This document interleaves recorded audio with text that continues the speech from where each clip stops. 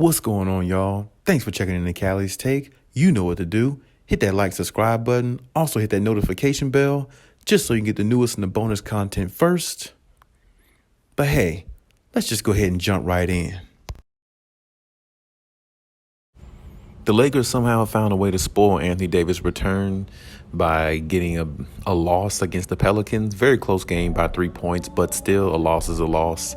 And, I didn't expect Anthony Davis to come back and be 110% of what we know he can be or potentially can be, a top 10 player. But he did play very well, fairly well for a comeback. But definitely the comeback was ruined by a loss. And I believe the Spurs won. So now the Lakers are looking at least one game behind in the standings in regards to getting into the play-in tournament. And when you think about that, that's definitely not good for their future, because a lot of people are saying that they should just, tank the season and don't worry about it. But I mean, when you have somebody like LeBron James and, players on the team who have pride, they want to try to win everything they can and get into the play-in tournament and just see what happens. But it's going to be hard to do so when your back is against the wall and you really don't have any other option except to lose, because you can't beat anybody or you can't stop nobody on defense. And as I said before, I don't know if Anthony Davis is going to make all the world difference.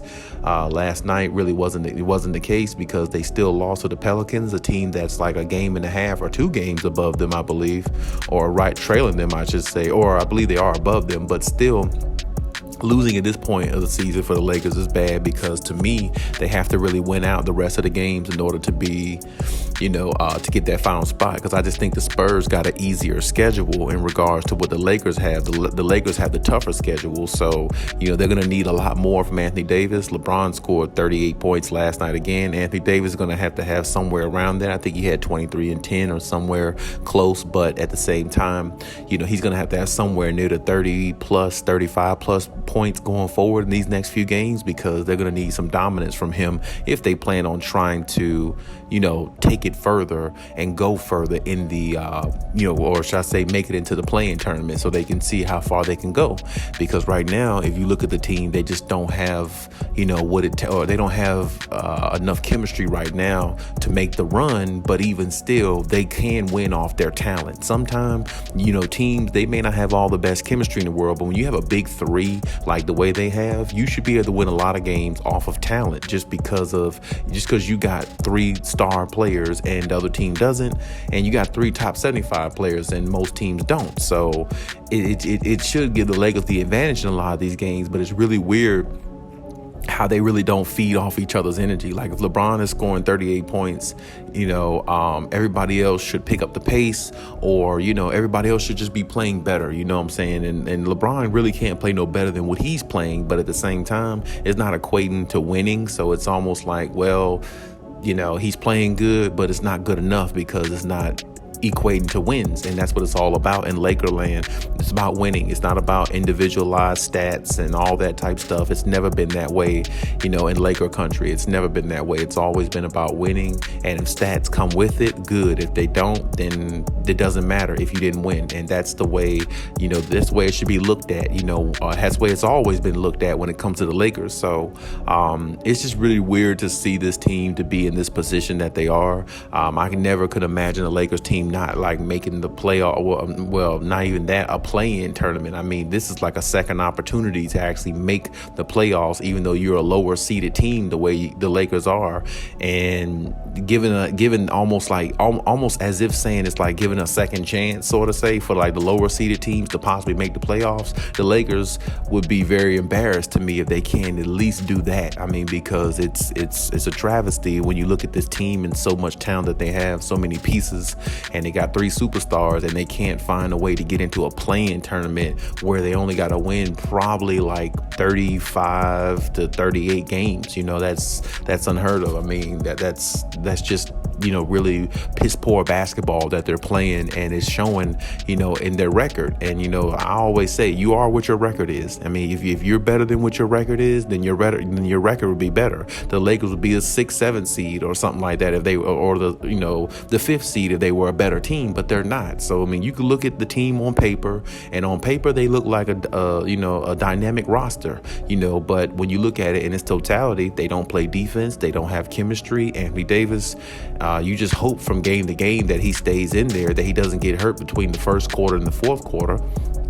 And LeBron is putting up all these points, hitting all these threes, but you feel like he's just chasing, stats, at this point, because it's like they're not winning anything. So what does it really matter? You know what I'm saying? And then Russell Westbrook is just a guy stuck in the middle that's being blamed for everything. The reason why they haven't excelled and took off the way they should. But, you could say that about Anthony Davis, too. I mean, with his injuries, they can't go but so far, because he's supposed to be the best player on the team by now. LeBron shouldn't even be the best player, but he is still, because Anthony Davis is hurt, and when he is there, he's not playing like a top 10 player some of the time. So all of it doesn't fall on Westbrook. Maybe some of it does, but for real, it's more just, it's a team effort, it's a team game, it's a team sport, it's team everything. So it's like, it's a team. They lose as a team, they don't lose as an individual. I mean, this is not tennis. They don't lose as an individual player, they lose as a team. So with all that being said, it's all their fault. I mean, it's not just one person. You could look at one person and make the blame or make the case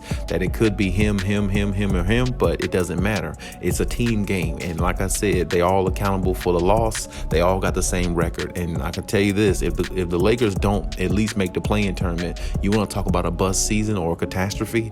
I mean, that's probably the only other words you could use in this case for their situation, because I just don't see, how they're going to make it if they can't, beat teams like the Pelicans, even though the Pelicans are pretty decent. I've never been a CJ McCollum fan at all. I just never really, liked his game that much, but he is a good player. Brandon Ingram's pretty good, but you got to find a way to beat teams like this when you got 3 superstars on the floor.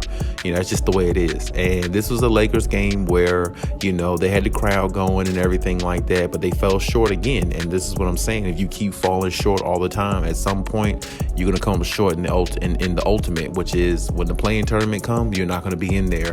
And it'd be really weird to see the Spurs go into the play-in tournament when that's a team that I probably thought in the beginning of this season would probably be like the 14th seed or something like that, a team that wouldn't even be in contention, if you ask me. I mean, they don't have no Kawhi Leonard. They don't have anybody on there. DeJounte Murray is okay, but he's not a superstar or anything like that. He's not even an all-star. So, I mean, not in my opinion, he's not anyway. So, but I mean, that's my point. Like, DeJounte Murray is good and everything, but the Spurs are just an irrelevant, team. So it's like, to let them, succeed the Lakers and get that final spot is going to be weird to see. So I feel like the Lakers just got to try to win out, and hopefully the Spurs won't lose 1 or 2 where they can get in, because it would just really be weird not to see the Lakers there.